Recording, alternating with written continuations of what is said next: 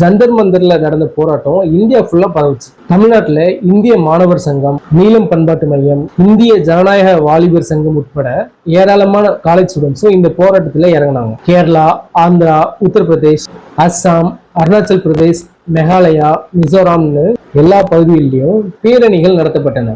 பெங்களூர்ல மாணவர்கள் அமைப்புகள் மட்டும் இல்லாம சாப்ட்வேர் இன்ஜினியர்ஸும் இந்த போராட்டத்துல இறங்கினாங்க. இப்படி இந்தியா முழுக்க போராட்டம் பரவிட்டே இருந்துச்சு. வேற வழி இல்லாம சென்ட்ரல் கவர்மெண்ட் இறங்கி வந்துச்சு. முதல் கட்ட பேச்சுவார்த்தை அப்போ மத்திய சுகாதாரத்துறை அமைச்சர் JP நட்டா 2 மணி நேரம் காக்க வச்சு இந்த போராட்டக்காரங்களை சந்திச்சிருக்காரு. அதனால 2வது கட்ட பேச்சுவார்த்தை பொதுவான இடத்துலதான் நடக்கணும்னு காக்ரோச் ஜனதா பார்ட்டியோட நிர்வாகிகள் தெளிவா சொல்லிட்டாங்க. அதன்படி டெல்லியில இருக்க கான்ஸ்டிடியூஷன் கிளப்ல பேச்சுவார்த்தை நடந்துச்சு. ஜூலை 25ஆம் தேதி 3ஆம் கட்ட பேச்சுவார்த்தை நடக்கும்னு அறிவிக்கப்பட்டிருந்த நிலையில இந்த பேச்சுவார்த்தைக்கு சில மணி நேரத்துக்கு முன்னாடியே தர்மேந்திர பிரதான் தன்னோட பதவியை ராஜினாமா பண்ணிட்டார். தேர்வு முறைகேடுகள் மீதான விசாரணை, இந்த தேர்வு அமைப்புகள்ல சீர்திருத்தம், பாதிக்கப்பட்ட குடும்பங்களுக்கான நிவாரணம் பத்தின உறுதிமொழிகளை அரசு வழங்கியது.